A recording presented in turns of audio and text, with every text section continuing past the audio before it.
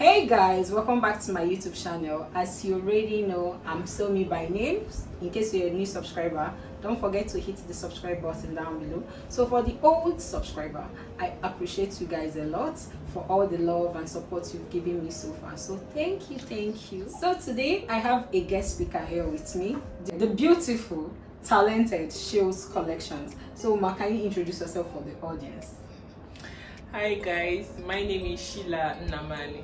I'm the CEO of Sheila's Collection, wife and a mother to a 5-year-old son. Okay guys, you guys have heard from the horse's mouth. So today Sheila will be giving us tips and her own strategy on how she combines her career and motherhood also all together. She's the CEO of Sheila's Collection, as you already know. It's like a luxury brand. They deal on hair products and a whole lot of other things. She also have a brand styled by Banks, right? I don't know. Stylish Shoes. Okay, Stylish Shoes is also a brand that deals on styling for women. So you can always check her out on Instagram. So today she's going to be telling us how she's coping with the whole journey of motherhood with her business also. So stay tuned because you might learn one or two things from her today. So let's begin. I'm going to ask her some of the questions that were sent in via WhatsApp, and she's going to be answering most of those questions for us today. So Sheila, are you ready? Yeah. Okay guys, hold on. So according to the questions that were sent in, the first question was, how do you cope with the stress of combining a full-time business hustle and motherhood? How do I cope? Guys, it's really not easy, but what do? Okay, I think what helps me is, before the end of the day, I draw up a chart for the new day. Because I already know I have to combine my personal life, motherhood, being a wife, and then being a business person too. So before the end of the day, I draw up a chart for the next day. It helps me to know what I need to do for the next day, with the timing and everything. I even set up my alarms, even when to post on my Instagram to feed you guys, in order to keep my audience popping, and engagements and all that, to make sales, to entertain, and to teach women how to also style. I make sure I draw it up, and I make sure I touch each aspect of my life every day, and I think that helps me. Because so what else after that? That's where discipline comes in, guys. If you don't have it, you don't have it. As a grown person, nobody's telling you must do this. I don't have a boss. I'm the boss of my own. So that's where discipline comes in. You must be disciplined enough to tell yourself, this is the time I have to do this, and I must do this. That's discipline. Because actually, if I don't do it, nobody will beat me. But I know what I want to gain. I know what I'm aiming for, and I know my long-term goal. So after I draw up my charts, I make sure I follow them. And each time I miss, that means I won't be able to do that chart, because I can't use the time I have to go and pick up my son from school and do some other things. I don't know if you understand. So you must follow up the charts that you've already made for yourself. I think that helps me, really. It helps me. And then again, what else? I pray and ask God for strength, because really it's really not easy, and then I do what I can do. I don't try to stress or burden myself.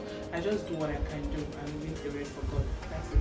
Okay, thank you so much for that. So you guys have heard it, the way she strikes a balance between all the aspects of her life. She tries as much as possible by creating like something like a timetable, a chart that helps her touch each aspect of her life. Guys, the next question here says, what tips can you give new and old mothers on how to handle the societal pressure that comes with being a career woman and a mother? Wow.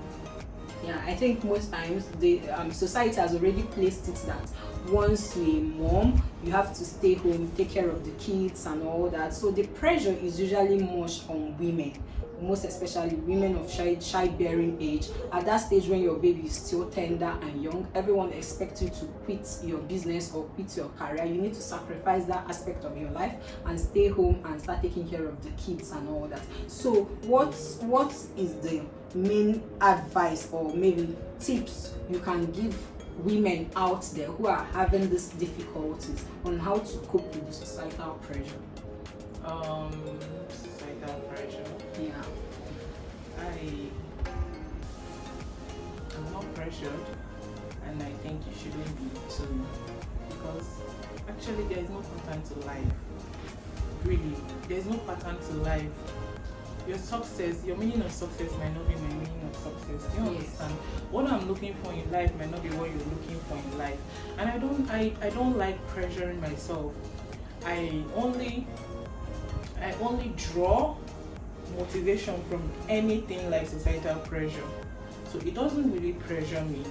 I turn it around as a motivation for me. So there's one thing that guides me.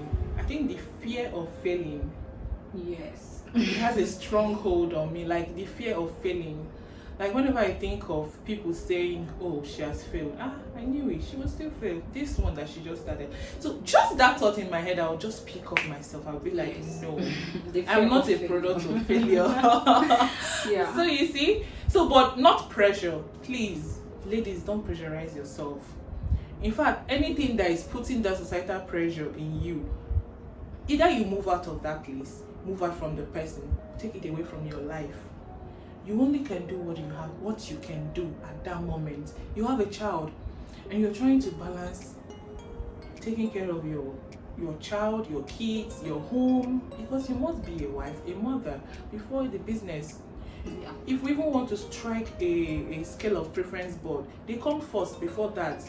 Do you understand? But because you have to, so you must strike a balance. If not, it's going to affect you. So in what you're trying to say is like in the case of, let's say, career women who are not the boss of their own, let's say like bankers or administrative staffs who work for people, how do you expect them to cope? Yours is, I think, from your own perspective, you are your own boss, so you can always put your baby first. But someone who is a banker, I think they're going to find it difficult putting their baby first, because at the end of the day, that they are not their own boss. They work for someone. They work for an organization. Exactly. So what can you tell people in that situation? How are they going to cope? Because most people believe that, oh, if you're a nursing mom or if you're a woman of childbearing age and you are working in a bank, that you don't take care of your kids. Like you leave your kids for nannies and relatives to take care of them. So what advice can you give someone in a situation like that? Okay, my bad. I was actually talking about my own aspect without thinking about women that are career oriented. They have bosses, like they take instruction from people. I don't. Okay, before I used to have that mentality of how can you leave your child, just be working, is that job more important? But this is life. Yes. But this is life. We have to face it. You need that money. You need to work. You need to survive. You need to survive. You need to take care of your kids, and taking care of them is not staying with them. You need to take care of their needs. It needs to be financial. Do you understand? So I understand the fact that some women, you have to leave your child with someone else. So I think what you should do, get someone that you trust. It's not easy. Me, I don't trust anybody with my child. But you have to set up cameras in your home, put them in school if they're up to the age of going to school. So you already know by so and so time the teacher is taking care of them, and by so and so time, even if you're not the one doing the school run, so and so time your kids are with the nanny. Then what it will only require from you is when you come back from work, you need to spend extra time with your kids. I know people yes, exactly. I know people in places like Lagos, they can't relate with it because you do 9 to 9. Sometimes 8 to 10, 6 to 10. Do you understand? I think it's much easier for us because we are over here in the Yes, east. exactly, because you can't work till 10 in the east. Do you understand? But places like Lagos, with the whole traffic days in Nigeria, I think it's just Lagos that has that thing. You leave in the morning and you come back in the night. What do? Spend your weekends. Try to keep up because you're needed, even with the whole staff. If you have 6 nannies, you have cooks, and you have no. It doesn't just do the job. You need to be there. You need to bring out time, maybe Saturdays or Sunday, go over the camera, ask questions, ask your kids, bond with your kids, try to find out what happened when you were not there, because you really know when your attention is needed the most, where you have to come in. And then we also have to try as much as we can to take permissions when your kids need you in school. Because kids, they enjoy that. My daddy came, I saw my daddy, PTAs, things in the school, extracurricular, whatever they are doing in school, just show up. Even if it's 10 minutes, it means a lot to the child. I think that's all, because you can't really do much. You pray with your kids and tell God to take control, because you really can't be everywhere. So the next question here is, do you feel guilty when you don't get to spend so much time with your son because of work? And how do you balance that emotions? Of course I feel guilty, and I do actually. And how do I balance it? I just spend more time when I have to, and sometimes I just take a day off, like be with him, be the one to take him to school, bring him back, spend time with him, bet him, and we play, do horse ride. Sorry, where do you guys do the horse ride? Your back? I can even be eating. Declan will jump in and say horse. Even if you're not happy, just within digging. It's not easy. Of course I do feel guilty, and each time I pray, I pray for him every morning when he's leaving for school, or if I'm leaving before him, and I do tell him, mommy have to work, mommy have to do this, that. Okay. So let's proceed. What's your view on the issue of being a stay-at-home mom, looking after the children, versus career women who works and keep their kids for nanny? Both women are wonderful and awesome. Yeah, it's not easy to be a stay-at-home mom. I mean, before I started doing my business, it's not easy.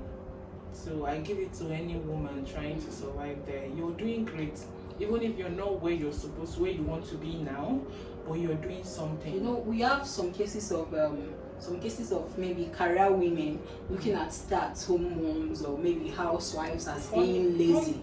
Funny enough, they can't even do it. Most of them. Yes, I think being a career mom is even much more easy than being a stay-at-home mom. Imagine staying with a kid for 24 hours without break. You go insane. It's not easy. I lose it sometimes. I be like, Declan, go to your room. You have a room. Yes. And you will see him from, and I'll be like, come and stay with me. Believe me, it's not easy really. The jumping around, because you have to behave like them. Yeah. So they can feel they can feel belong, and they can feel. That's why most times if they have holidays, you will see some parents screaming like looking for ways to take them too. So it's not I'm easy. used to that. I've programmed my son. I'm used to him.